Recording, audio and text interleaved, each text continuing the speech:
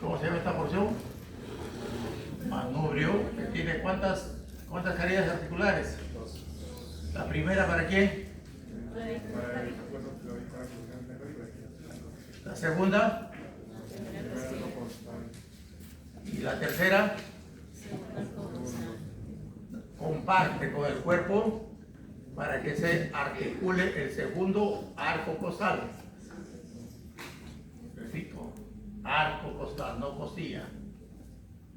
Porque el arco costal termina en un cartílago.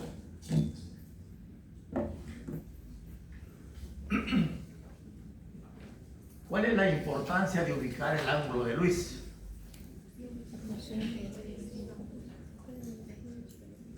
La importancia de ubicar el ángulo de Luis nos sirve para determinar en primer lugar los arcos, los espacios intercostales. No podemos ubicar al primero porque por la proximidad con la clavícula, pero sí podemos identificar el segundo, el tercero, el cuarto, el quinto y el sexto. Pero a partir de ubicar el ángulo de Luis. Encontramos el ángulo de Luis y nos vamos al costado izquierdo o derecho, nos vamos a encontrar con el cartílago costal. Y de ahí vamos a determinar segundo espacio por arriba y tercer espacio por debajo. Y continuamos contando hacia abajo. ¿Para qué me sirve ubicar? Puedo auscultar el chasquido de las válvulas cardíacas. Al lado izquierdo será la P, al lado derecho será la A. En el quinto espacio intercostal, línea media external, podré encontrar la T, línea media clavicular, quinto espacio intercostal, la M. Aórtico, pulmonar, tricuspidio, mitral. No están ahí las válvulas, sino que allí se proyecta su sonido. ¿Ya? Y si nosotros escuchamos sus sonidos, los chasquidos, entrada y salida, vamos a encontrar alguna diferencia en algunas personas que tienen patología. Entonces vamos a determinar qué válvula está fallándole. Para eso nos sirve, para saber qué válvula está fallando cuando hay un soplo. Un soplo significa que cuando hay un sonido,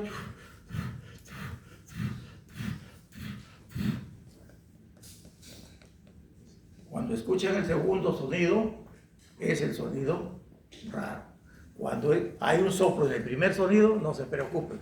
De repente el sujeto está en actividad, está corriendo, entonces en ese momento sí puede haber un soplo. Pero cuando el soplo esté en el segundo sonido, ahí sí preocúpese.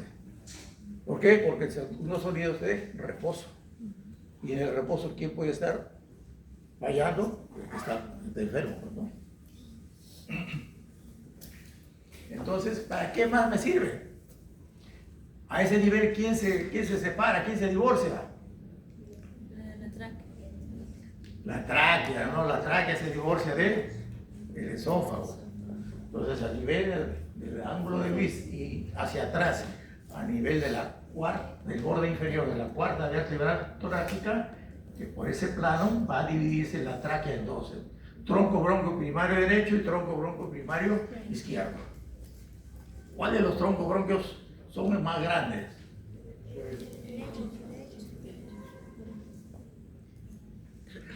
¿Cuál de los troncos bronquios primarios es más grande? ¿Cuál de los troncos bronquios primarios es más grueso?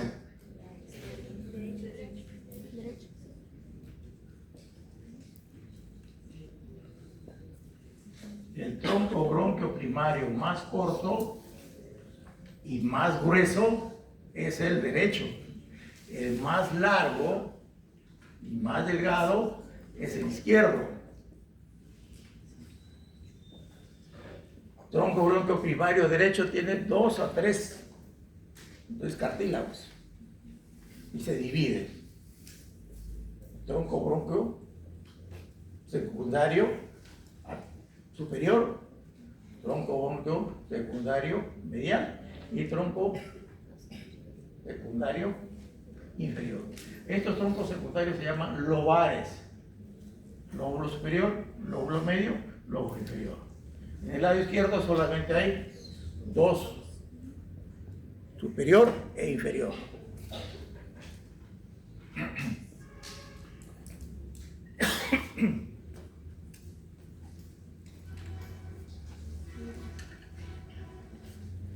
A esta altura está el ángulo de Luis. A esta altura.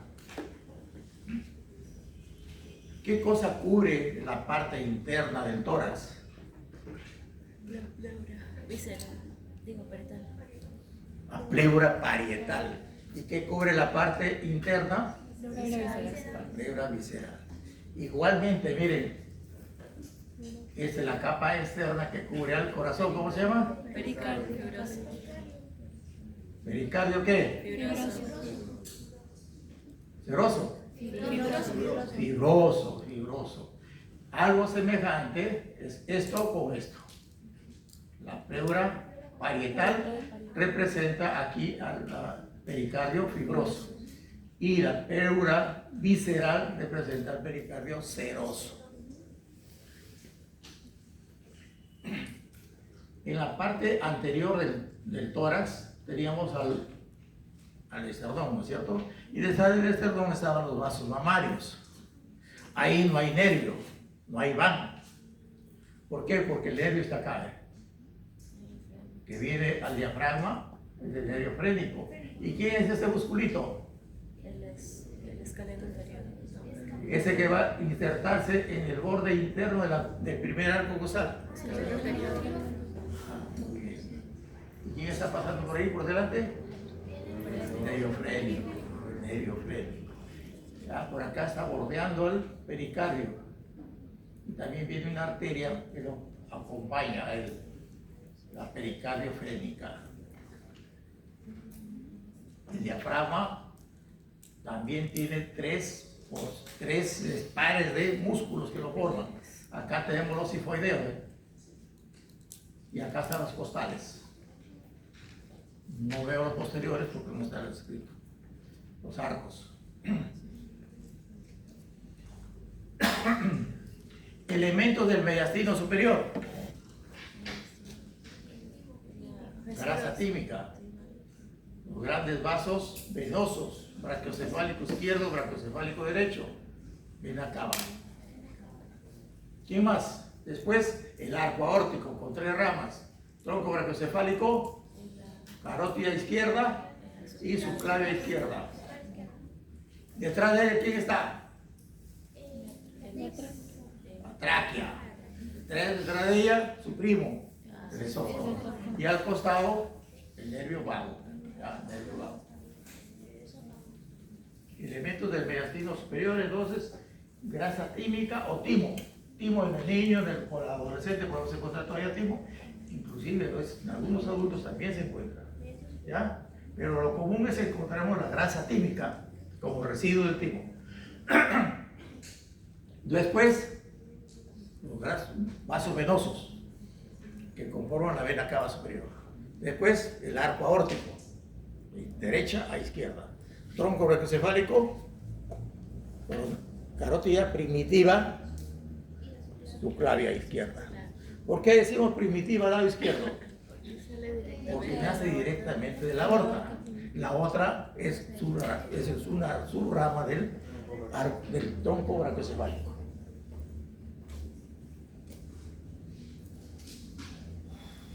Ahí está la proyección de los lóbulos. El lóbulo superior, derecho, lóbulo medio y lóbulo inferior, solamente vemos la parte anterior.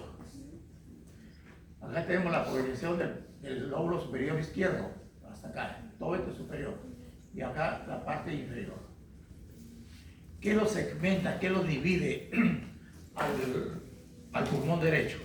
Las cisuras, la cisura transversa que separa al superior del medio y la oblicua que separa al superior, al medio y al inferior. En el lado izquierdo solamente tenemos la cisura oblicua que separa al superior del inferior.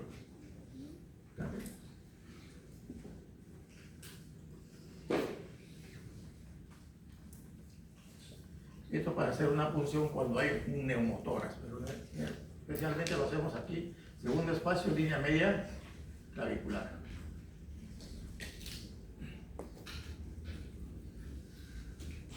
Ya no se utilizan estas agujas, estas eran antiguas, ya no hay. Hay algunas exclusivas para hacer punciones del espacio epidural, que ya no son de acero, sino son de plástico. Aquí para ver la posición de los músculos intercostales, externo e interno. Y siempre la punción tenemos que hacerlo sobre el borde superior de la costilla. Aquí sí de la costilla, no en la costa, sino en la costilla. Primero se explora para ver qué contiene, qué contenido es. Si no tenemos una buena historia, pero el sujeto está disneico o ligneico, está agitado, le hacemos una punción exploradora y le sacamos el líquido. Dependiendo de la calidad del líquido, ya sabemos si es patológico o no es patológico, si es sangre o es pus, va a depender de la calidad del contenido. Con la experiencia que uno puede tener, ya puedes dilucidar. Ya. Saca 3 muestras. ¿Por qué 3? Una para hacer un frotis, tinta china. Otro para hacer un estudio bioquímico. Y el tercero para cultivo. La tinta china lo tengo en media hora. El bioquímico el día siguiente o de repente de 4 o 5 horas. Y el cultivo, la primera lectura a las 24 horas, la segunda a las 48 y la definitiva a las 72. Pero uno a hoja de buen cubero puede decir si es bacteriano o no es bacteriano. No. Si es lechoso, es bacteriano. Si es claro, puede ser tuberculoso.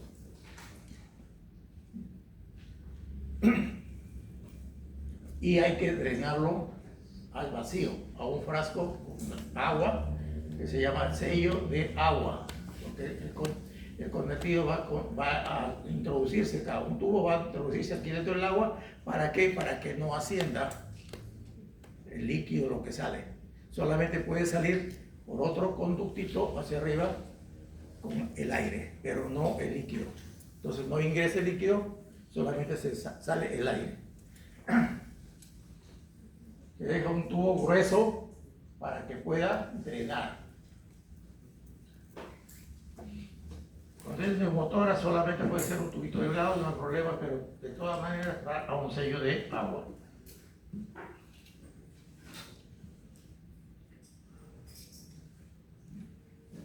Ya hemos visto esto.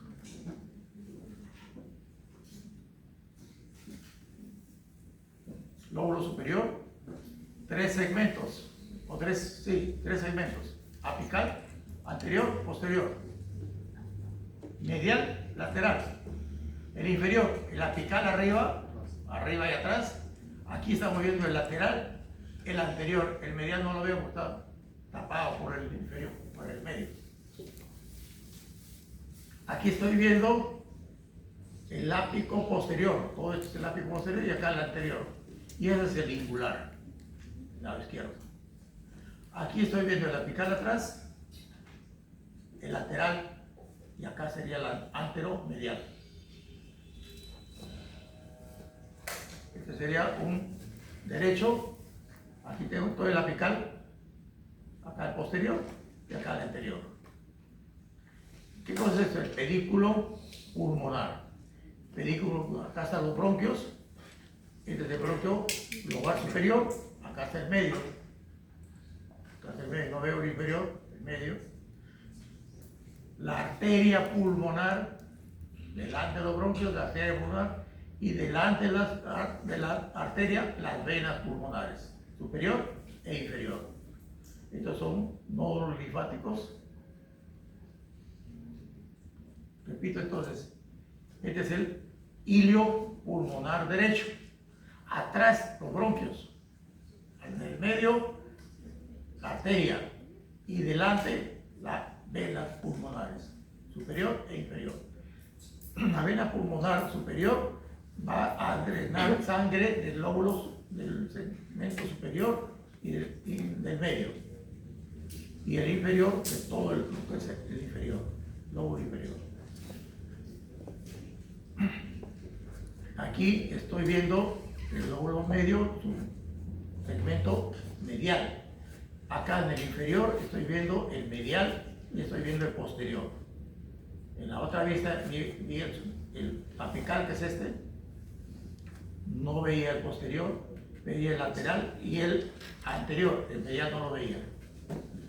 Todos estos 4 segmentos que tienen contacto con la pleura se llaman basales. Basales, porque el apical no llega, el apical se queda arriba, no es basal. Los otros 4 sí son basales. Ahí lo tenemos el dibujo. Derecho, apical, anterior, posterior, medial, lateral y medial. Y el inferior, el apical, el posterior y el lateral. No veo el anterior ni el medial. Aquí en el izquierdo tengo el apical, ápico posterior. Ápico posterior, ¿vieron? Ápico posterior, ¿ya? Y el anterior. Y este es el lingular. Lingular. No hay un cuarto bronquio segmentario en el derecho, en el izquierdo. Esta división es posterior, no sale esta división dentro del bronquio superior, es una subrama, por eso llamamos solamente lingular, un solo bronquio segmentario. En el inferior, ¿qué pasó? En el inferior se mantiene el apical, se mantiene el posterior, se mantiene el lateral. El medial y el anterior se fusionan, el anteromedial. ¿Cómo lo diferencia en la práctica? Porque es más grueso. El bronquio anteromedial es el más grueso. Eso lo han visto en la práctica, ¿no? Ahí están los bronquios. Estos son los bronquios. Tronco bronquio primario, 1, 2, 3 del cartílago que ya se dividió. En cambio, el izquierdo, mire, ¿cuántos anillos? 1, 2, 3, 4, 6, 7, 8 anillos. Más largo y más oblicuo. En cambio, este es más oblicuo, este es más transversal. ¿Dónde encontramos los cuerpos extraños en el bronquio? En el bronquio derecho. ¿Por qué? Porque es más oblicuo, se cae más rápido. La presión atmosférica hace que el cuerpo extraño vaya hacia el bronquio derecho. Entonces, apical, posterior, anterior. Aquí, medial, lateral. Acá, el apical, posterior, medial, anterior y lateral. Aquí tenemos el ápico posterior, el anterior y acá el lingular. Miren, 3 bronquios. ¿Ya? No hay un cuarto. Esta segmentación ya es afuera, no es acá.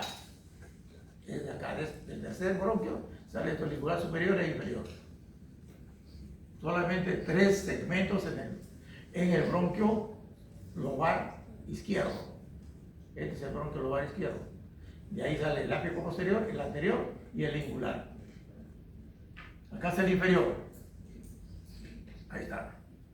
Anteromedial, el más grueso. Este es el lateral. El apical está acá y este es el posterior. ¿Qué elementos hay en el mediastino posterior? En el mediastino posterior lo que nos vamos a encontrar va a ser el esófago y la aorta. El esófago al lado derecho y la aorta hacia el lado izquierdo. Y a ambos lados de la columna vamos a encontrar la cadena simpática. De la cadena simpática van a emerger los nervios esplácnicos. Los nervios esplácnicos. Pero de los primeros va a formarse el plexo cardiopulmonar. De los 4 primeros va a formar el plexo cardiopulmonar conjuntamente con el vago, que van a regular la función ventilatoria y la función cardíaca, ¿no? La taquicardia y la bradicardia nos va a dar el simpático y el parasimpático. El simpático, la taquicardia. Y el vago, la bradicardia. Tanto la bradicardia como la hiperfilia, ¿cómo se llama? La aumento de la frecuencia ventilatoria, taquisfignia y bradisfignia. La taquisfignia igual que la taquicardia, la bradisfignia igual que la bradicardia.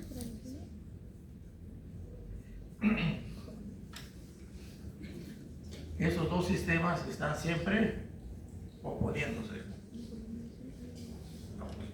Aumento, disminuyo, aumento, disminuyo, aumento, disminuyo.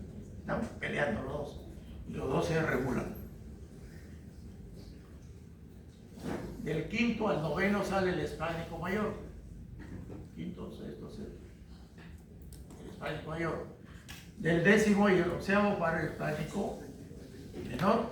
Y del onceavo el hispánico inferior. Esta es la irrigación de los arcos costales. ¿De dónde nacen esas arterias? La aorta. La parte posterior de la aorta y la parte anterior de la arteria mamaria interna. La mamaria interna va a tener dos ramas. Una, esta posterior, y esta la anterior que se va al abdomen. La anterior que va al abdomen va al recto anterior, epigástrica superior.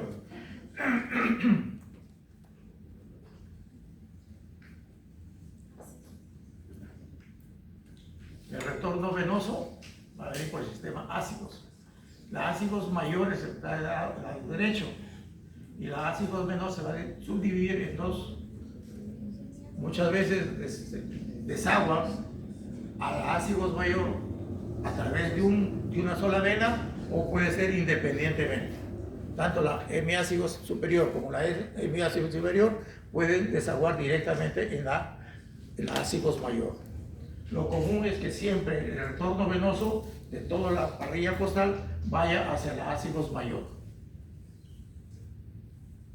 Y para desaguar la ácidos mayor hace un callado, va a ir a la vena cava superior. Entonces, aquí va a recibir el cuarto, el tercero y el segundo arco costal hacia este callado, se llama el callado de la vena ácidos mayor. Entonces, para ver cómo se relaciona tanto la arteria como la vena ácidos.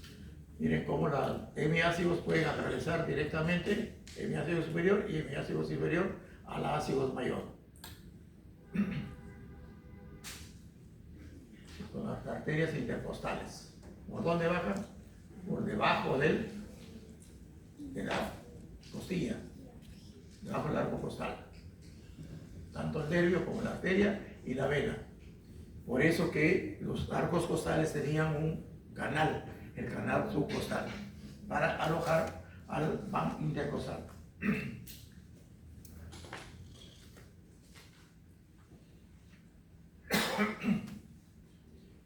Esto viene a ser el plexo cardiopulmonar, ¿ya? Ramas del vago y ramas de los primeros arcos, los primeros ganglios simpáticos.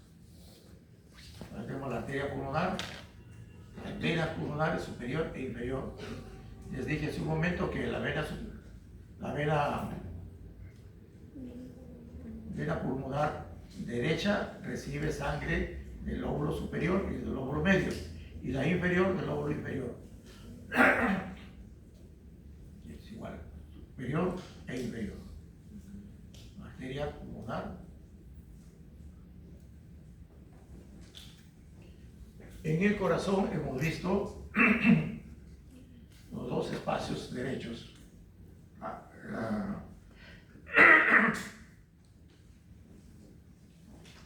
La aurícula derecha y el ventrículo derecho.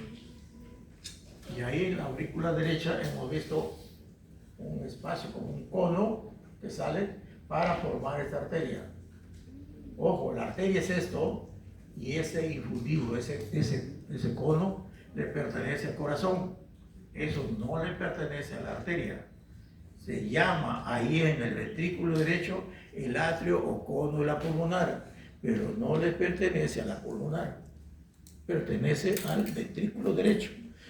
Si el cono de la pulmonar en el ventrículo derecho le pertenece a él, no le pertenece a la arteria. La arteria, cuando ya es desde el anillo, desde la válvula sigmoidea pulmonar, desde ahí adelante es la arteria, pero antes no.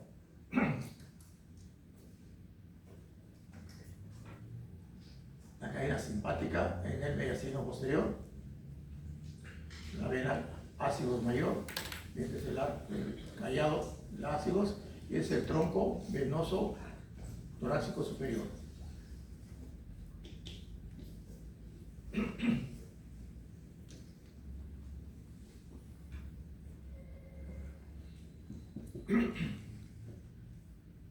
Aquí está el esófago con el nervio vago. Y acá tenemos la tráquea. Justamente dividiéndose en el bronquio derecho. Ahí termina la tráquea y el esófago continúa solo. La cúpula diafragmática. El ingreso de la vena cava, ¿ya? El ingreso o salida del esófago del diafragma. La aorta, el lado izquierdo, la aorta descendente o torácica, que va a atravesar por el arco aórtico. Arco aórtico que lo forman los pilares izquierdo y derecho del diafragma.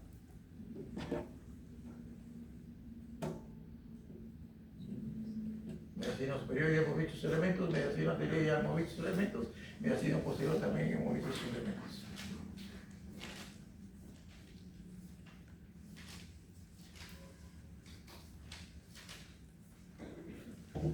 Aquí estamos, en el corazón. Mediastino medio va a tener mediastino medio es la parte central del mediastino inferior. Adelante está el mediastino anterior, detrás del esternón y delante de la columna vertebral.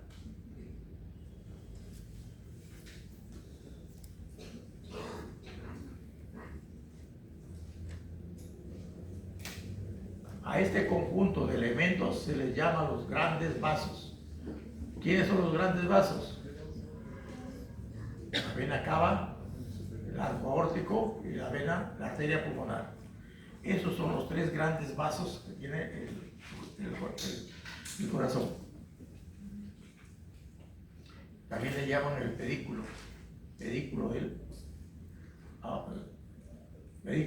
cardíaco. La vena cava superior, formando parte de la aurícula derecha. Esta es la orejuela derecha, que es la más grande, la otra la orejuela izquierda, mira chiquitita. ¿A quién está cubriendo la orejuela derecha? A la aorta. ¿A quién está cubriendo la orejuela izquierda? A la pulmonar. Las arterias coronarias que irrigan al corazón son dos. La izquierda, que es pequeñita, que está detrás justamente de la orejuela izquierda. Este pedacito nomás de la arteria coronaria izquierda. Máximo 1,5 centímetros. Luego se divide en una gran arteria que viene por delante, hacia la punta, la interventricular anterior, y luego la que se va hacia la izquierda, la circunfleja. La derecha va a salir por acá. Va a ir hacia atrás.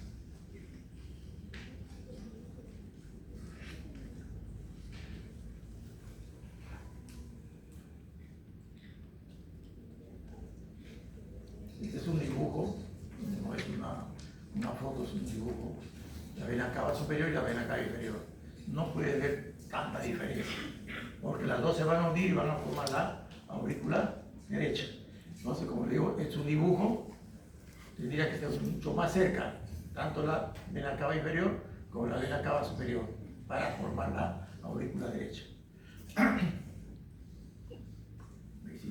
Miren, aquí estaría la vena cava inferior y acá la superior. Las dos están formando la pared posterior de la aurícula derecha.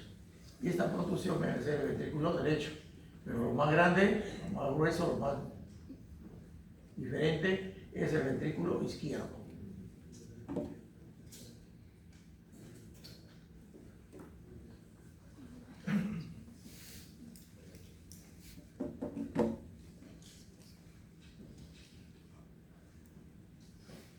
Quiero ver el corazón.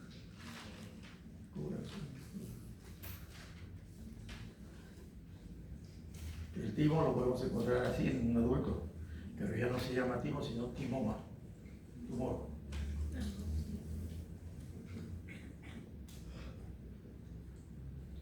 El esófago tiene tres porciones, ¿no es cierto? La porción cervical, que es la más corta, desde aquí, desde el inicio, hasta acá. Entonces el torácico y distal es el abdominal.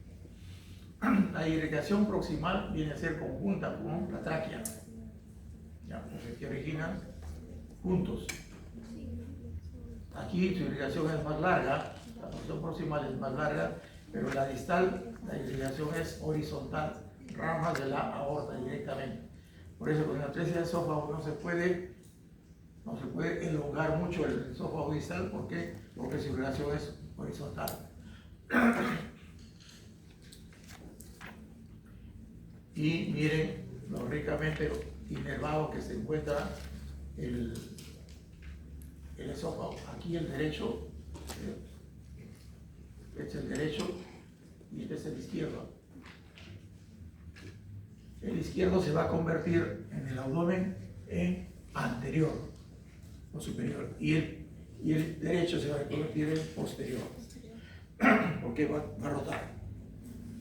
Va a rotar de izquierda a derecha el esófago, entonces los nervios también van a rotar.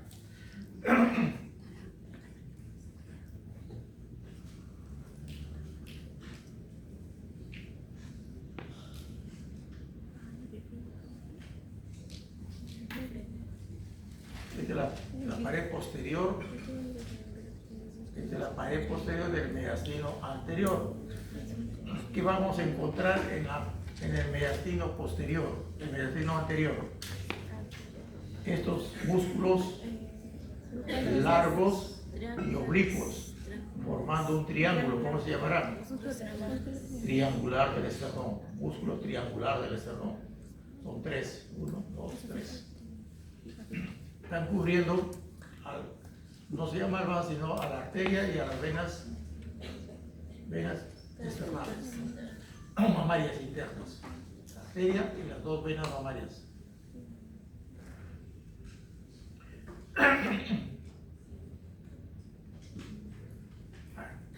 Vamos a pasar a abdomen.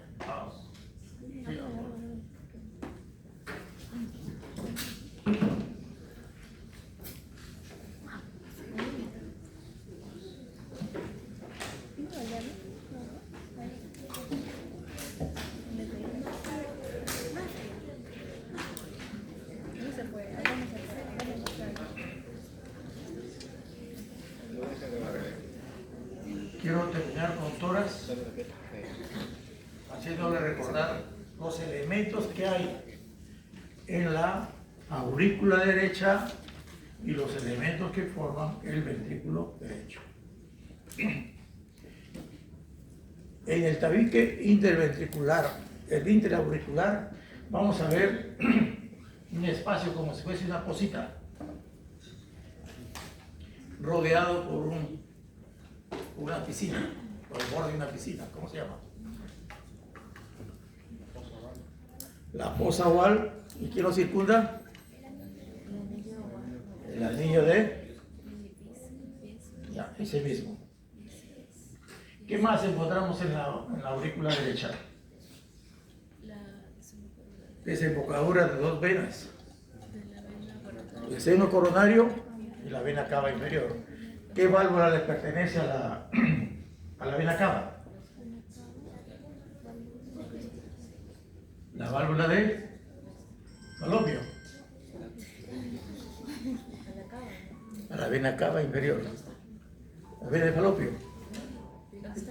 Eustaquio, muy bien. ¿Y la desembocadura del seno coronario? La que se el beso. Tebesio. La de Tebesio. Ya. En el ventrículo derecho, ¿qué vamos a encontrar? En primer lugar, ¿qué elementos soportan, qué elementos evitan que prolapsen, se metan las válvulas a las aurículas? ¿Cómo se llaman esos elementos? Los cuerpos papilares de primer orden. ¿Qué cosa es un cuerpo papilar de primer orden? El que nace de una pared y termina en una valva. Termina en una valva. Es el cuerpo papilar de primer orden. En el segundo orden, un puente que une una pared con otra. Hay solamente un músculo papilar de segundo orden. ¿Cuál es? ¿Dónde nace ese músculo y dónde termina? ¿Dónde nace? En el tabique interventricular. ¿Y dónde termina?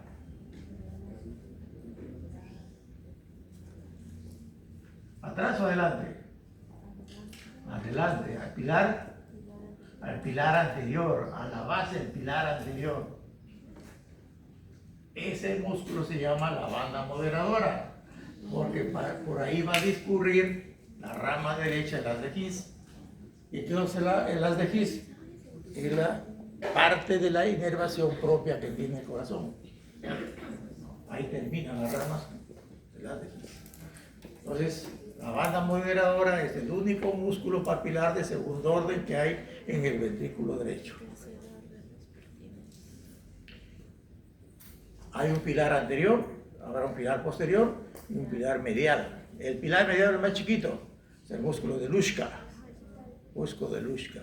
La salida de la sangre hacia la arteria pulmonar es un triángulo. Un triángulo. Es una entrada. Atrio de la pulmonar. Atrio o cono de la pulmonar. Atrio o cono de la pulmonar. Y lo que es el reborde entre la aurícula y el ventrículo, el espolón de Wolf. Espolón de Wolf. Ya, entonces ahora vamos a abdomen. ¿Cuántas porciones tiene, cuántas paredes tiene el abdomen?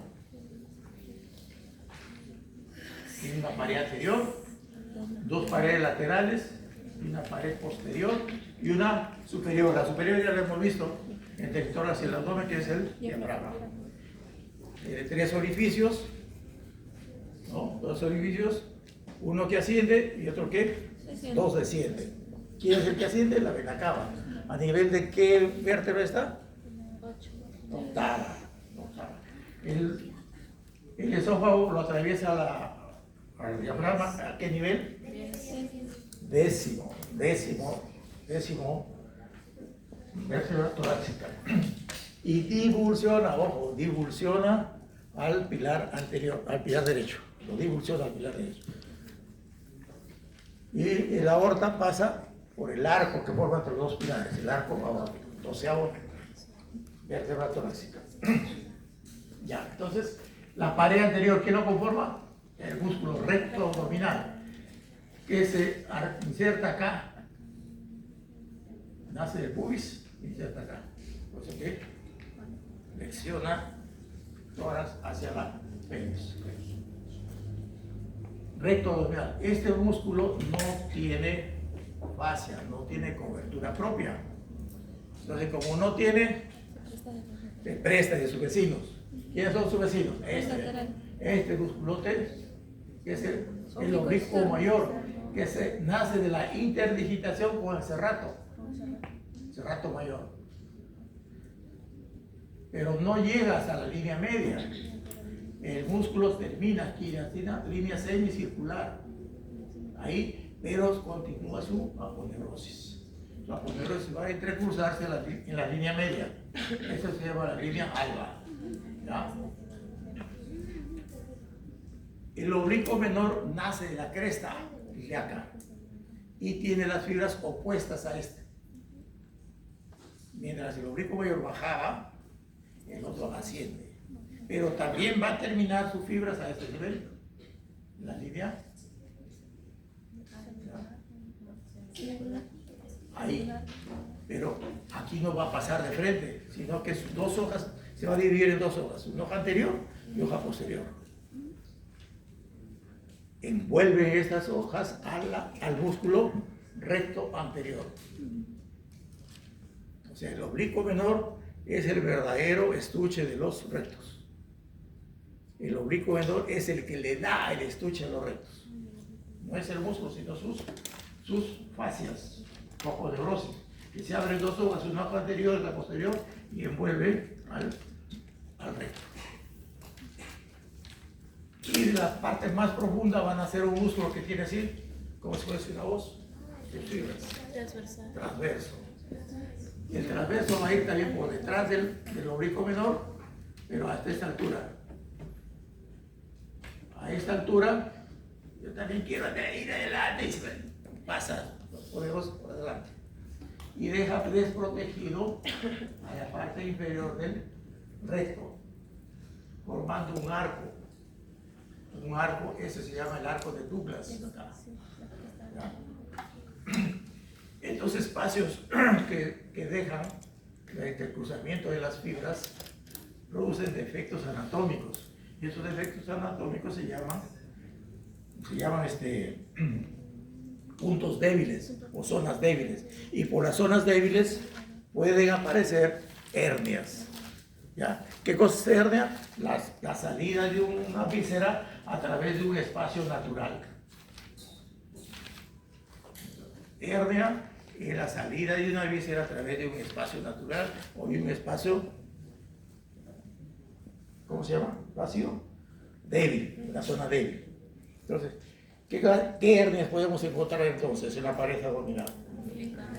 En el diafragma, la hernia del hiato, en el diafragma, las hernias costales, las hernias de Bogdanec y también de retrosifoideas, las de Morgani. En la pared anterior, todas estas zonas de hernias. De aquí a acá, de la apendicifoides acá, las hernias epigástricas. Y la cicatriz umbilical, su propia cicatriz. Abajo, a nivel del canal inguinal, las hernias inguinales. Y también hay por otros espacios pueden salir hernias. A nivel de la salida de las venas, a nivel de la pelvis también puede salir hernias, puede salir vísceras por ahí. Es mucho más raro. También es raro por el arco de Douglas. El arco de Douglas se llama la hernia de Spiegel. Es de Spiegel, se escribe, es Spiegel. El espacio débil es el arco de Douglas. Y la hernia que se forma por el arco de Douglas se llama la hernia de Spiegel.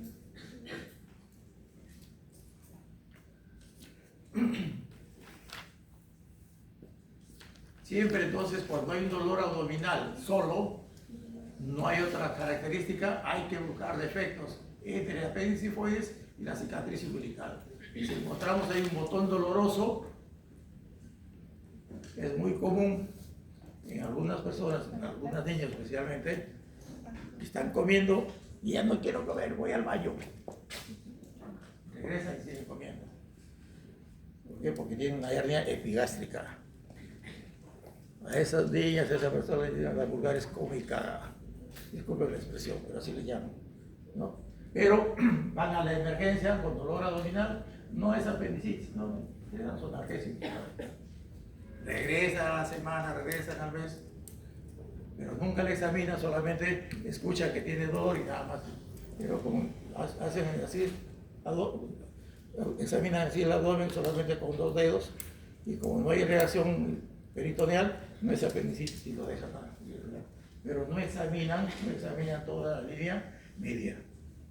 Entonces, esas personas, cuando a mí me llaman, comienzo a examinar. Primero hacer la historia Si no hay una historia que me diga que es apendicitis, comienzo a examinarlos. Primero la línea media, y si encuentro así un defecto como el ojal, y encuentro ahí el botón, es una hernia epigástrica. Y ahí le duele. Justamente encuentro el botón, encuentro el defecto, y ahí encuentro, esa es la hernia epigástrica, la que fastidia. Da dolor, especialmente cuando está llenándose el estómago, jala el epiplo que está atrapado ahí, y eso es lo que duele. Hernia epigástrica. La otra más común viene a ser la umbilical y luego las inguinales. El canal inguinal tiene un orificio superficial y un orificio profundo, que no lo veo, está dentro de la cavidad. A ese orificio profundo también es el externo, y el superficial es el interno. ¿Por qué decimos interno a este? Porque está cerca de la línea media. La línea media es la que nos va a dar la orientación. Lo que se aproxima a la línea media es medial, interno. Y lo que se aleja de la línea media es externo o lateral. ¿Sí? El orificio es profundo, pero está lateral a la línea media. Está externo, está afuera. ¿Qué elementos conforman el cordón espermático? Fíjense que es diferente a todos. Conducto deferente. El conducto deferente. Sigue la arteria gonadal, el nervio inguinal y el plexo panfiliforme. Son elementos del cordón espermático.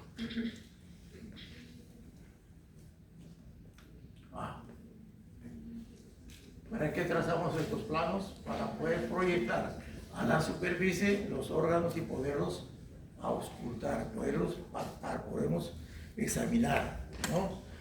Son espacios presuntivos. Todo dolor acá, suponemos que es del hígado o vesícula biliar. Todo lo que es acá sobre la línea, sobre el ombligo, epigástrico. Acá el flanco izquierdo estaría representando al vaso. Cuando encontramos una gran masa acá, adelante, palpable, es el vaso que está crecido, ¿ya? Normalmente el vaso no lo palpamos. Hay que hacer un esfuerzo para palpar el vaso. Y enganchamos así, para poder pasar el vaso. Al hígado también cuando está normal, también hay que respire profundamente para que baje y poder palpar. ¿Cuándo se hace evidente? Cuando hay dolor. ¿Cómo se llama el dolor acá? Cuando duele la zona vesicular, ¿cómo se llama? Murphy positivo. El dolor, o cuando palpamos ahí, es el punto cístico. ¿No duele? No le duele. Pero cuando duele, ya no se llama punto cístico, sino de Murphy positivo. Igualmente, la parte inferior, cuando duele, es Murphy positivo. Y si hay rebote, Bloomberg. Punto doloroso, especialmente entonces el Murphy y el McMurphy. Ahí está la proyección entonces de las vísceras hacia la superficie. ¿Dónde ubico la vesícula? ¿Dónde ubico la vesícula? En una línea que trazo de aquí hacia la cicatriz umbilical, ¿ya? Esa línea que une la parte anterior de la axila con la cicatriz umbilical y que corta el reborde costal y el recto, ahí es el punto cístico. Y si duele, Murphy positivo. ¿Ya? Borde de la costal y del recto, ahí. La línea que une la parte anterior de la axila con la cicatriz umbilical. Y ese reborde costal con el recto, ahí encontramos al punto cístico.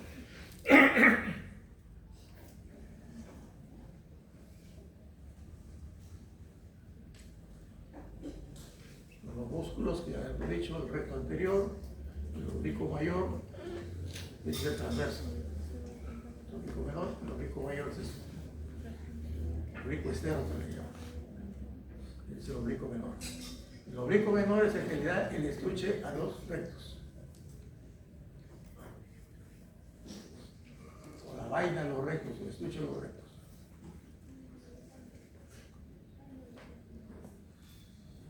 Pared posterior, conformado por el psoas y el cuadrado lumbar.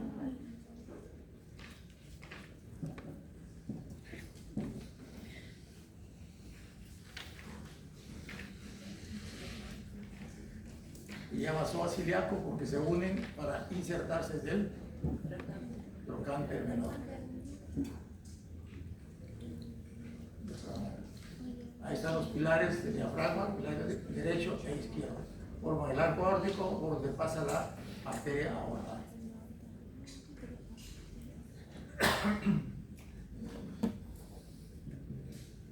El orificio de la vena cava inferior a nivel de la octava vértebra torácica. Es el más alto. Luego también va a pasar el nervio frénico. ¿Qué más? El orificio esofágico a nivel de pies. También van a pasar los troncos vagales. Van acompañándole al esófago justamente los nervios. Vamos. Están los orificios. Pasaje de la vena cava. Ahí también va a llegar los nervios frénicos. Acá miren, está divulsionando el arco derecho en dos subpilares, el derecho y el izquierdo. Cuando este subpilar izquierdo es débil, se forma la hernia del hiato. Si hay un defecto acá del lado izquierdo especialmente, se llama la hernia de von Galek. El defecto costal, más que todo costal del lado izquierdo. También se puede ver en el lado derecho, pero aquí compromete a la vena cava inferior, hay que tratarlo con más cuidado. ¿Quién es la que más rápido va a dar sintomatología? Va a ser la hernia de von Galek. Más tardíamente va a ser esto, y posterior a esto, las hernias de Morgani. Las hernias de Morgani son hallazgos anatómicos, hallazgos operatorios, no dan mucha sintomatología. A veces en un examen auxiliar, en una radiografía contrastada, podemos detectar esos defectos. O vamos a operar la cavidad abdominal y encontramos el defecto aquí. Las hernias de Morgani no dan mucha sintomatología. La que da más sintomatología es esta. Desde que nace el niño, presenta dificultad respiratoria. Y esto un poquito más tarde, pero también en el periodo de la lactancia. Adelante las hipoideas, las de Morgani, prácticamente, entre comillas, pasan asintomáticas. Son hallazgos operatorios.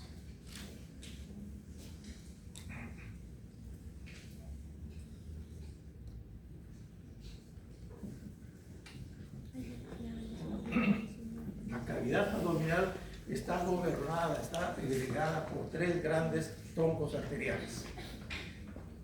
Todos los supramesocólicos es territorio del tronco celíaco. Los inframesocólicos, mesentérica superior y mesentérica inferior.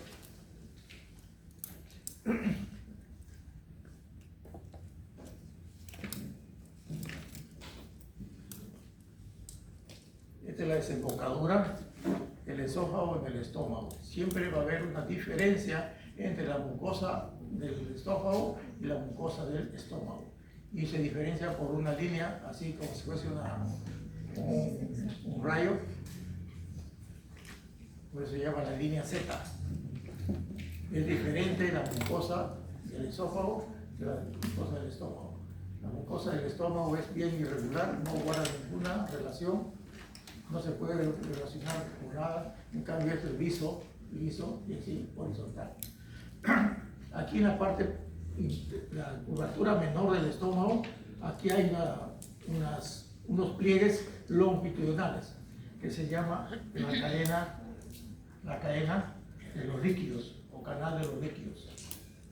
Está relacionado con la curvatura menor del estómago. Este es el fondo gástrico, que generalmente siempre está vacío, está con aire.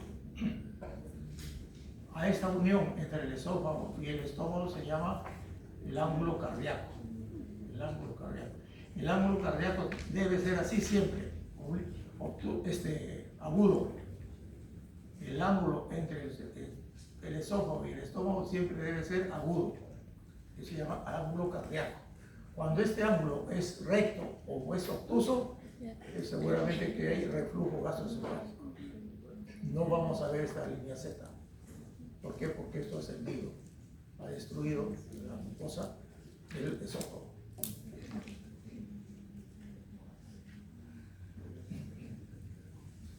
El estómago tiene tres componentes, tres partes, que son el fondo gástrico entre las fisuras angulares, esto, acá, y acá, entre las fisuras angulares.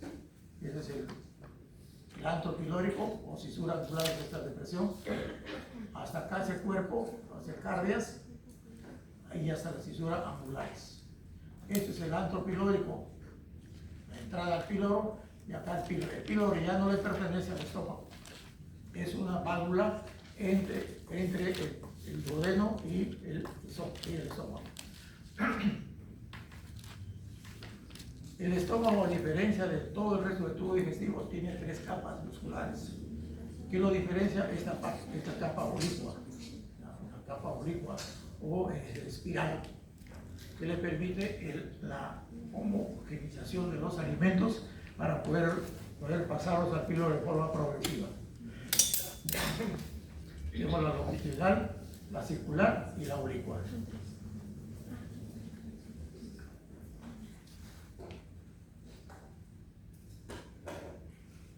Este es el píloro. Miren la distancia que hay, menos de 1 centímetro entre el estómago y el duodeno. Es el esfínter pilórico. A veces nosotros encontramos en niños recién nacidos o lactantes un píloro hasta de 3 centímetros de longitud y de grosor 2 centímetros. Entonces, de esa manera, a la luz intestinal lo cierra. Y si cierra la luz del píloro, el contenido del estómago, ¿a dónde va? Sale. Sale como vómito explosivo. Por eso es la característica de un lactante vomitador. Hay que descartar que tenga hipertrofia congénita del píloro. ¿Y cómo se detecta? Solamente mirándolo y palpando la oliva.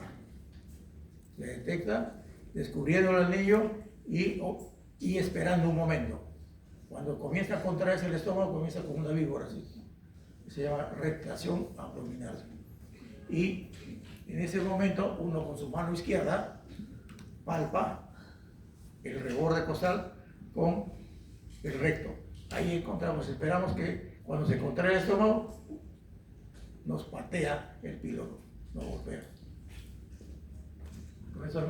Con eso se hace el diagnóstico y para confirmar se pide una ecografía o una radiografía. Tronco celíaco, 3 grandes ramas. La coronaria izquierda, la hepática común y la esplénica. ¿Qué ramas tiene la gástrica izquierda? La gástrica izquierda, que se va a la curvatura menor del estómago y va al esófago abdominal, esofágica inferior. La hepática común da la gástrica derecha, que es parecida a esta, que va a anastomosearse en la curvatura menor. La gastrodenal, que es pequeñita, algo parecida a la coronaria izquierda, así, esa es la gastrodenal, chiquita. Después se divide en la gastroepiploica derecha y la pancreatoduodenal. Gastroepiploica derecha, curvatura mayor. Y la pancreatoduodenal, que se divide en 2, van a la cabeza y a las 2 primeras porciones del duodeno. Y la tercera, la esplénica, la gastroepiploica izquierda, unirse con la derecha para irrigar la curvatura mayor del estómago. Las gástricas cortas, y después de esto va a dar la esplénica. Ahí tiene. Tronco celíaco, miren, prácticamente no es un tronco, sino es un botón. Un botón donde emerge la coronaria izquierda. Coronaria izquierda. La esplénica, que se va detrás del estómago, que va a dar una gran rama primero aquí, al páncreas, la pancreática magna y rama esclérica. Y esa es la hepática común, da una rama acá. Pueden nacer directamente de la común o pueden nacer de acá de la rama hepática propia. ¿Ya? Y acá este pedacito, miren que se dirige hacia abajo, esta chiquitita de atrás, es la gastroduodenal. Este pedacito, más chica que la coronaria izquierda. Da una gran rama para acá, la gastroepicueta derecha, y esta que se subdivide y se va al duodeno y al páncreas, la pancreatoduodenal. Y después ya viene la hepática propia, que se subdivide en dos, una izquierda y una derecha. De la derecha generalmente sale la cística a la vesícula. El producto de excreción que bota el hígado viene a salir por la vía biliar. Da el conducto hepático izquierdo, conducto hepático derecho. Se unen y forman ese, el conducto hepático común. A él se une el cístico. Acá ya se forma el colédoco. El colédoco va a desembocar aquí en la segunda porción del duodeno, uniéndose con el conducto pancreático, formando una sola ampolla, la ampolla de Barter.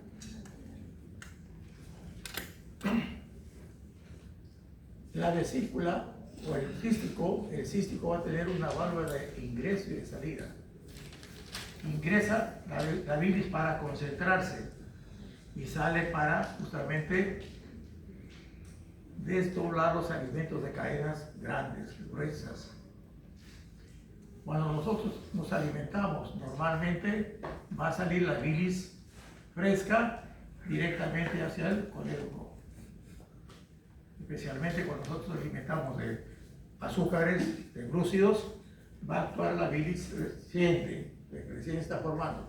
Pero cuando comemos ya comidas grasas, comemos carnes, necesitamos bilis concentrada. En ese momento la vesícula se va a contraer y expulsa el contenido que tenía al conducto, al colédoco.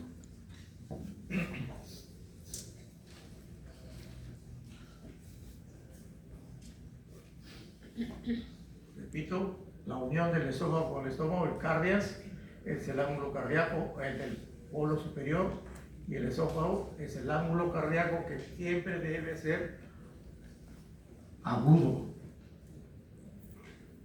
El cuerpo, acá la cisura angularis, el antro pilórico y el píloro. Este es un dibujo o una disección entre la esplénica, terminando el paso, la gastroepicueta derecha, la gastroepicueta derecha e izquierda. Aquí el hepático común, la gastroduodenal, la gástrica derecha y la hepática común.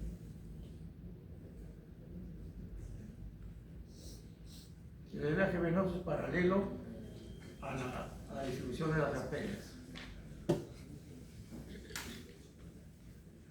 El intestino delgado empieza en el duodeno 12 travesas de dedo, 4 porciones. La primera porción, el bulbo, que recibe la presión de la contracción del estómago. Sale un chorro que dilata, por eso se llama bulbo de nada. Después viene la segunda porción, la descendente, la tercera porción, la transversa, y la cuarta, la ascendente. Es como si fuese una D, así, una C, perdón.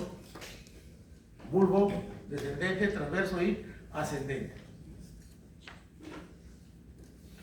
La parte posterior de la cuarta porción va a estar insertada mediante un músculo propio al pilar derecho, el músculo de Treitz. Esta porción está desprotegida, no tiene peritoneo, es retroperitoneal. Primera, bulbo, descendente, transverso y este es el ascendente. Se forma un ángulo justamente porque está suspendida la parte terminal de la cuarta porción hacia el pilar derecho y diagonal, ¿ya? Y la unión entre la cuarta porción y la primera del Y1 se llama el ángulo duodeno-inguinal, ángulo de Trains, ligamento y ángulo de Trains. Ligamento, el peritoneo fibrosado, ligamento, y el ángulo, la unión de las dos ramas, la ascendente con la descendente, la ascendente del duodeno y la descendente del Y1.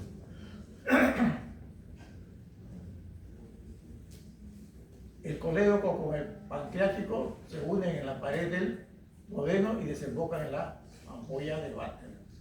Hay una segunda desembocadura del conducto pancreático que es el de Wilson, formando la carúncula menor. Ahí está.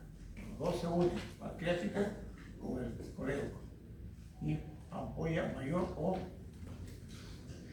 esfínter de Oddi. La salida es el esfínter de Oddi. Ampolla mayor o ampolla de váter.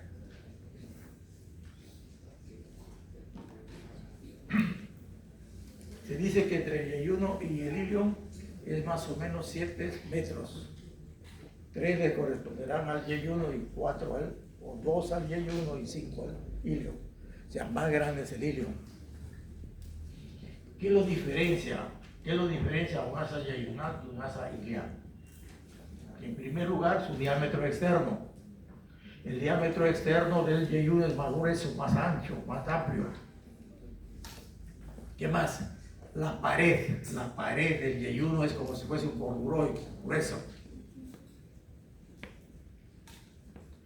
¿Qué más? La luz del Y1 es estrecho, no se ve por la interposición de los pliegues que se interdigitan dentro de la luz. En cambio, la luz del Y1 es más amplio, del ilion más amplio. Los arcos arteriales del Y1 son más amplios, 2 o 3 arcos. En cambio, en el Y1, el ilion, son más arcos y más pequeños. ¿Qué otra cosa también se ve en la práctica? Son los nódulos linfáticos, mucho más prominentes, más grandes en el ilion que en el Y1. O sea, algunas cosas es mayor en el Y1 y otras cosas son mayor en el ilion. La parte proximal es el Y1 siempre está hacia el lado izquierdo y arriba. Y la parte distal se va hacia abajo y a la derecha. La válvula iliocecal, la desembocadura del ilion en la tenia interna del colon. La tenia interna del colon. La tenia mesentérica, la del meso. Se llama mesenterio a todo lo que une al intestino delgado. Todas las vísceras están cubiertas por el peritoneo visceral. Y el peritoneo visceral está cubriendo al meso. Al meso, ¿qué cosa es el meso? Un elemento que tiene arterias, venas, nervios, también linfáticos. Y un ligamento, solamente la condensación del peritoneo.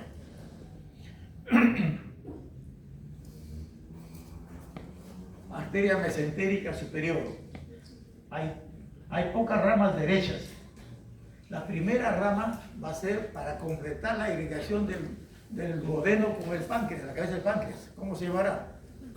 La pancreático duodenal inferior. Tendríamos las dos pancreáticos duodenales superiores, ramas de la gastroduodenal. Ahora se completa con las primeras ramas de la mesentérica, la gastroduodenal inferior. Y luego vienen las ramas izquierdas. Las ramas izquierdas, las Y1 ileales, simplemente arterias intestinales. Aquí se va a diferenciar las proximales de las distales. ¿Por qué se diferencian? Por los arcos. Los arcos arteriales en la parte proximal son más grandes. 1 o 2 arquitos y salen las ramas cortas. Las ramas cortas que son las ramas terminales que van a irrigar al ácido intestinal. En cambio, en el ilion, miren, más arcos más arcos arteriales, más chiquitos, y de ahí salen los vasos rectos. ¿Cómo se llama la parte medial y cómo se llama la parte distal? La parte medial se llama la parte mesentérica y la parte distal antimesentérica. Cuando nosotros en cirugía queremos explorar la luz, abrimos por la parte antimesentérica. ¿Por qué? Porque hay menos irrigación. Ahí van a terminar las dos arterias rectas. Entonces, hacemos una incisión ahí y exploramos la luz. No lo hacemos cuando es necesario.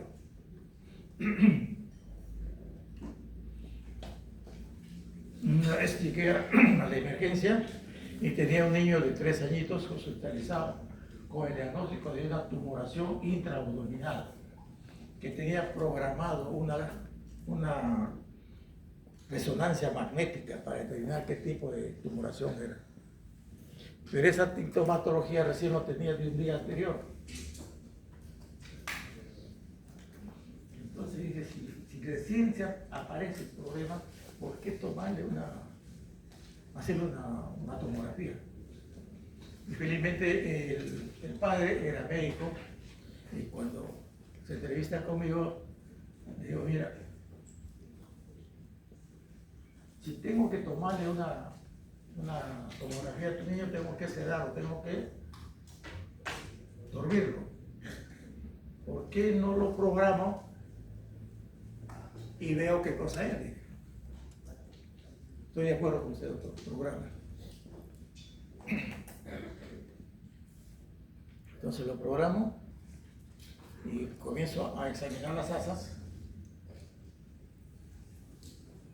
y noté pues una obstrucción, una asa obstruida, y comencé, entre comillas, a ordeñarlo.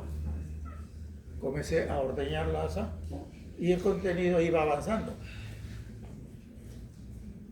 Y mi compañero le dijo, llego a la válvula, no voy a seguir ordeñando el resto, el colon. Dije, vamos a abrirla. Así que hice una incisión sobre la tumoración.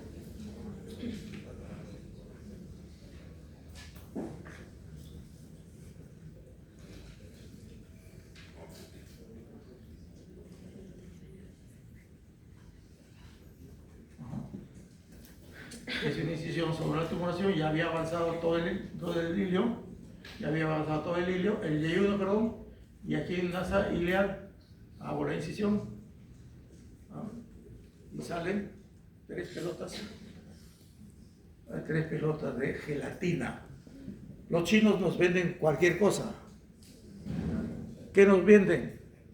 Unos chupones de gelatina sólida y en el centro un cubo de fruta seca. Eso el niño se había tragado 3 y por eso le provocó una obstrucción. Si yo seguía progresando, me iba a quedar sin diagnóstico. ¿Qué operó? No sé. Hay muchos colegas que llegan a hacer la operación y le preguntan, ¿qué va a operar? No sé. Entonces, la enfermera, el médico que está ahí, dice, compadre, estás programando y no sabe qué operar. ¿No? Entonces, tenía el dilema. Yo sabía que era una obstrucción, pero no sabía qué cosa estaba obstruyendo. Entonces, abrí y descubrí, hice el diagnóstico de qué cosa estaba obstruyendo. Ya después fuimos a ver qué cosa era lo que había comido. Y la envoltura de esas gelatinas dice expresamente que está prohibido para niños menores de 5 años y para mayores de 80 años. ¿Por qué? Porque ya no tiene dentadura, también se lo traga, ¿no? No puede conseguir obstrucción. Las cosas se deciden rápido. ¿Por qué? Porque uno trata de hacer unidad clínica. ¿Por qué recién, si es una tumoración, por qué recién está dando sintomatología? Entonces, es algo extraño, es un cuerpo extraño que está subiendo. Y felizmente el colega me aceptó programarlo y le dimos solución inmediata. 2 días todo hospitalizado el niño y después se fue. Así tenemos que actuar rápido. Se hace el diagnóstico inmediatamente. Pero si no, si uno está cruzado de brazos, se le escapa la tortura.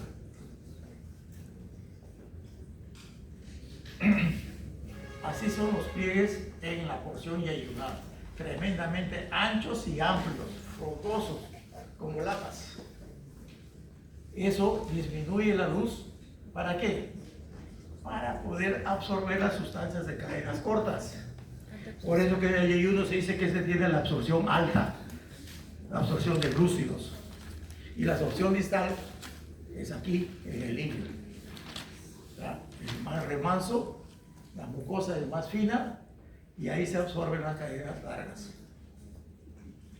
¿Qué cosa se obtiene con la absorción del hilio? El quimo. El kilo en el hilio. Y el quimo en el yeyuno. Quimo en el yeyuno y kilo en el hilio. ¿Ya? ¿Por qué? Porque son sustancias más densas. Ese es el kilo. Y el quimo, sustancias más cortas. Más flácido, más corto, más licuable. Por eso se llama absorción alta y absorción baja. En un sujeto que tenga un problema hepático, no le voy a dar sustancias grasosas, le voy a dar glúcidos. ¿Por qué? Porque su absorción es más fácil. ¿Ya? ¿Qué hace el hígado? Va a fraccionar los alimentos y lo va a convertir en glucosa. ¿Qué cosa es más fácil? Una lactosa, convertirlo en glucosa. El intestino grueso se diferencia del delgado porque su capa longitudinal se ha aglutinado en tres cintas de músculo longitudinal. Esas cintas se llaman las tenias. Las tenias. Esto es lo que nos ayuda a nosotros, esto es nuestro guía, esto es nuestra brújula en cirugía. Cuando se trata de apendicitis, no veo el apéndice, que el ecografista dice, no veo el apéndice, no es apendicitis. Pero si hay sintomatología, nosotros decimos, sí es apendicitis. Y le demostramos. ¿Por qué? Porque no siempre el apéndice tal está ahí, no dice acá estoy. Generalmente está abajo de la pelvis, no lo ve la pelvis. O está retrocecal o está retroileal. Entonces nuestra guía es esta. Nuestra guía para los cirujanos es esta, la tenia anterior, la tenia libre. ¿Ya? Aquí arriba cambia. Esta tenia libre no es la anterior, sino es la lateral. ¿Ya? Acá está la anterior también. La misma. En el descendente sí está. ¿Hasta dónde se mantiene esta estructura? ¿Hasta dónde se mantiene esa estructura de las tenias y las austras o saculaciones? ¿Hasta cuando aquí en el sigmoide dice rompan filas? ¿Quién rompe las filas? Las tenias. Las tenias desaparecen cuando vamos a entrar al recto. ¿Ah? Entramos al recto y ya las tenias desaparecieron. Hasta acá. ¿Cuántas porciones tiene el intestino grueso? El ciego, colon ascendente, colon transverso, colon descendente, sigmoides. El recto ya no le pertenece al colon porque el recto ya está dentro de la pelvis. ¿Ah? ¿Qué porciones? Otra diferencia del colon con el intestino delgado es que cada porción del intestino grueso tiene su propio meso. El intestino delgado tiene uno solo, el mesenterio. Toda esa capa frondosa es el mesenterio. Y en el colon, cada porción tiene su propio meso, tiene su propia arteria. Pero las arterias no llegan directamente a la porción que van a llegar. Llegan y forman arcos arteriales, para de ahí salir las arterias cortas. ¿No?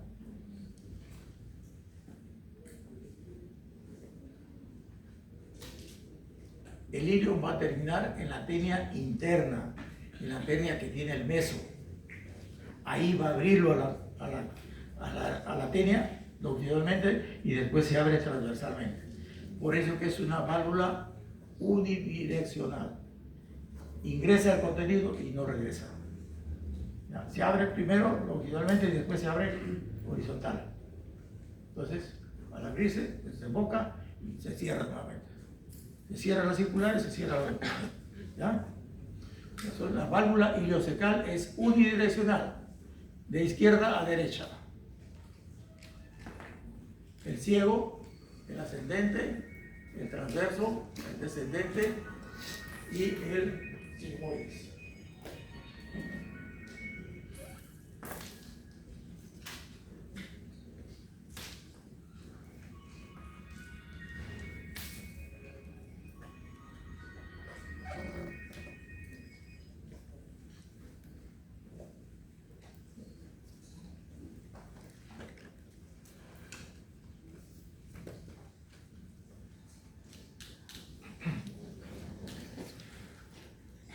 Las ramas izquierdas eran de yudo iliar, ¿no es cierto? Las derechas, la primera era la banqueato venal. Y luego sale va a terminar en un tronco que se llama el tronco ilio biseco apéndico cólico. Ilio, rama terminal del ilio. Apéndico, apendicular. Seco, secal y cólica inferior. Es el tronco ilio biseco apéndico cólico. El punto crítico de Treves. Punto crítico de Treves. No debemos ligar ese tronco porque dejamos sin irrigación al ilium, al apéndice, al ciego y al colon proximal. Luego va a salir la cólica derecha. Y la tercera viene a ser la cólica media. Repito, ninguna de estas arterias va directamente a su porción que va a irrigar. Siempre va a formar arcos. Y el primer arco está aquí, el arco ilio-biseco apéndico cólico. ¿Ya?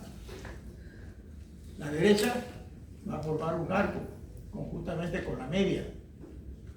Porque la media se dirige al ángulo hepático, se dirige y da dos ramas, una descendente y otra transversa. ¿Ya? La descendente para unirse con la cólica derecha y la transversa para unirse con la cólica izquierda.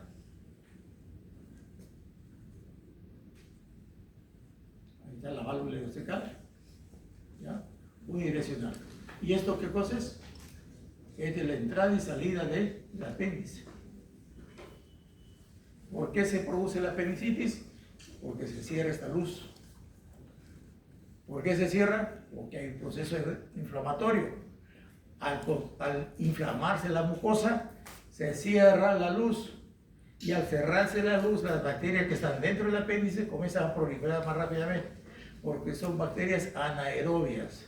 No necesitan oxígeno para multiplicarse. Se multiplican rápidamente, van erosionando la mucosa, erosionan la muscular y se perfora. Cuando se demora en el diagnóstico, se produce la peritonitis porque se rompió, se perforó el apéndice. Esta es la válvula iliocecal y esta es la entrada y la salida al apéndice. Esta es la tenia lateral, esta es la anterior, la lateral y esta es la interna. Donde está ingresando el ilio y la interna. Acá tenemos la lateral, no lo vemos aquí. ¿Por qué? Porque está cubierto, ¿no es cierto? Aquí lo estamos viendo internamente. Esta es la anterior, la visible, la que nos sirve de guía. La interna no lo vemos. La interna está pegada acá, a los vasos.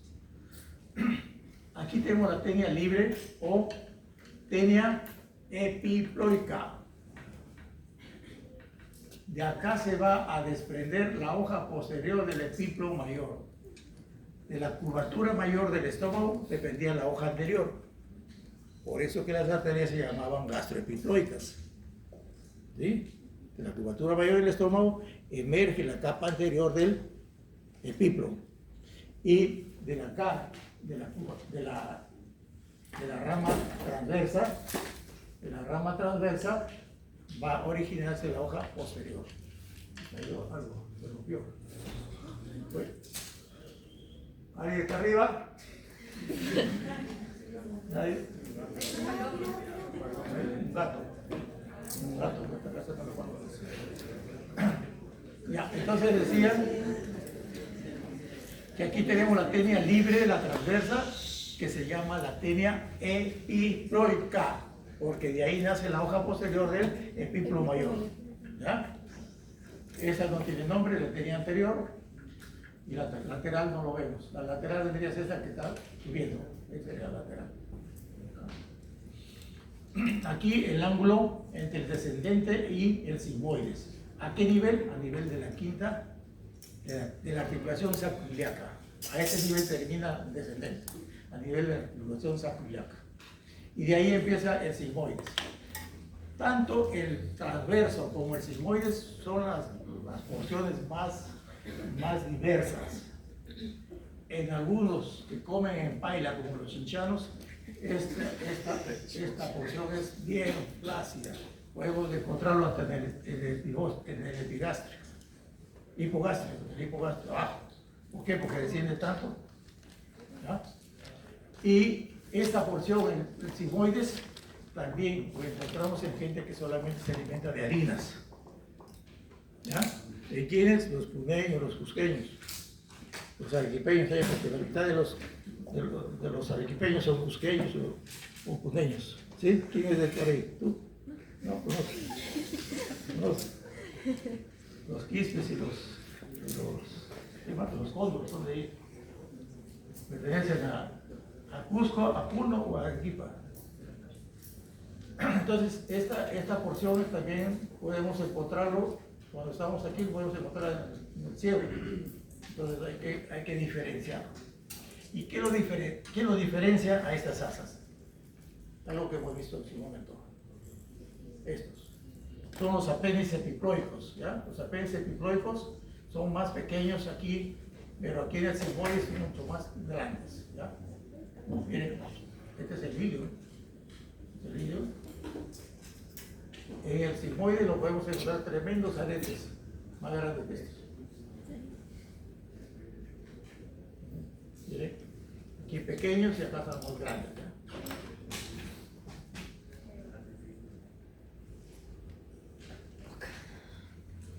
Aquí se ha resecado las ramas ilioduliales, las izquierdas.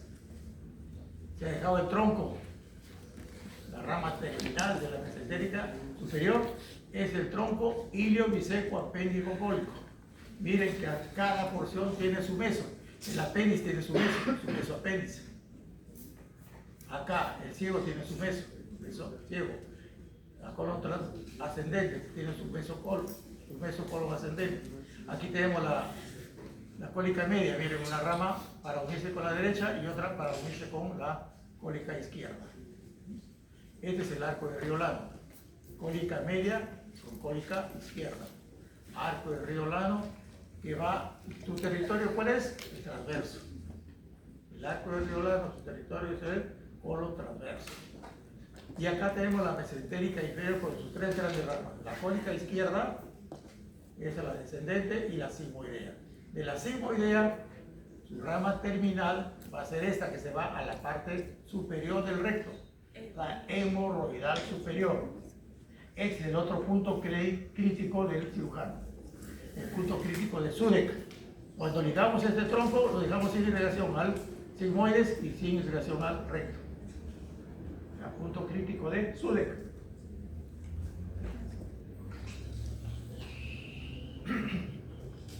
Mesentérica superior, mesentérica inferior. El retorno venoso.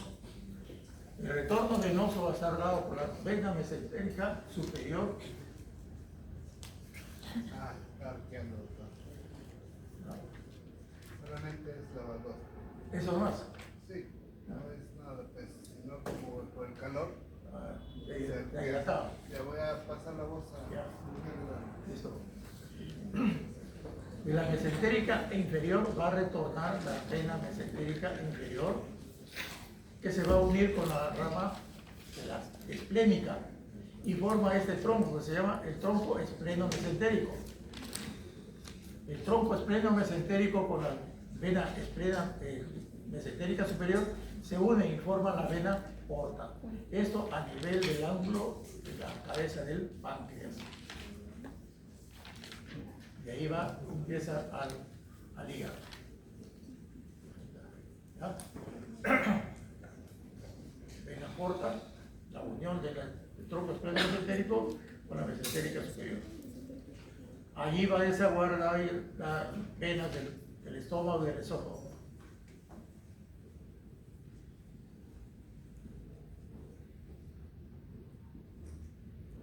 Territorio de la arteria mesentérica superior. Prácticamente el 70% del intestino está irrigado por esta arteria. Todo el intestino delgado,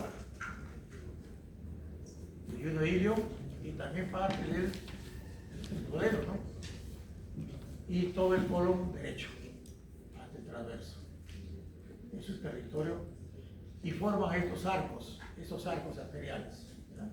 Desde acá, desde el tronco ilioviscoepénico cólico hasta el arco de Sudeck, todo ese arco se llama el arco de Drummond. Todo lo que irriga al colon se llama el arco de Drummond. Entre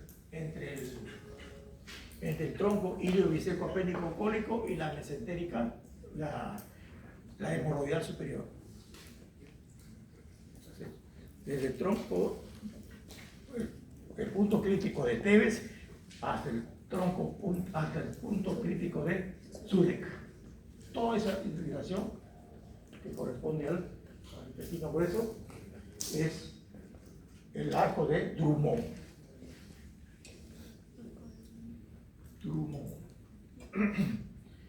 Y lo que irriga al colon transverso es el arco de Riolano, que une la cólica media con la cólica izquierda, rama de la mesentérica inferior.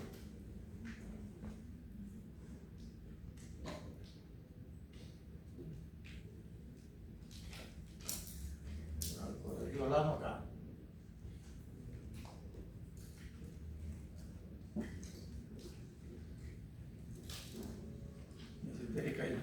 Mesentérica superior y mesentérica inferior acá. Hemorroidal superior, sigmoidea, descendente y la izquierda, cólica izquierda. Acá, arco de Riolano, colon transverso. Cólica media con su rama izquierda y su rama derecha, la cólica media, que se une con la cólica derecha.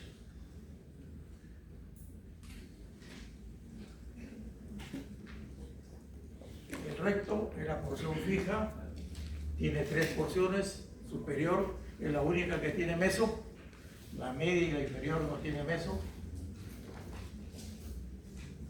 la superior irrigada por la hemorroidal superior, rama de la arteria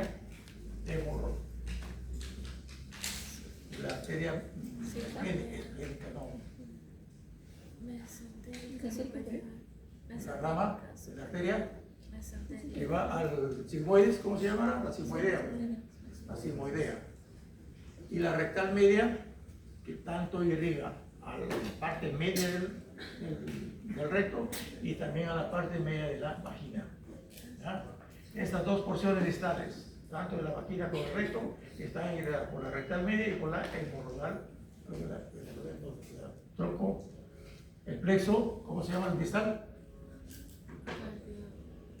¿Que se llaman los genitales?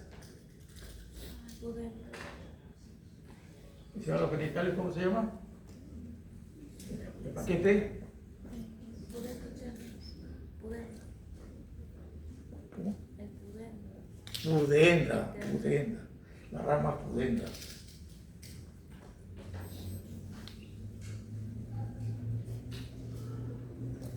Aquí estamos demostrando lo que es la arteria mesentérica superior. Todo esto de las ramas ciliares, el tronco ilioviscoepénico cólico, la cólica derecha, la cólica media, acá de la mesentérica inferior, la cólica izquierda y la descendente. No vemos la sigmoidea porque está tapada. Acá está, la izquierda. izquierda. Cólica izquierda, descendente y sigmoidea. Y de la rama terminal de la sigmoidea, la hemorroidal superior y rectal superior. Aquí está la recta media y esta es la pudenda. El retorno venoso para formar la vena porta. ¿Qué ves? 10 en punto. 10. 10 en punto. Descansamos 5 minutos. ¿Sí? Para terminar con hígado y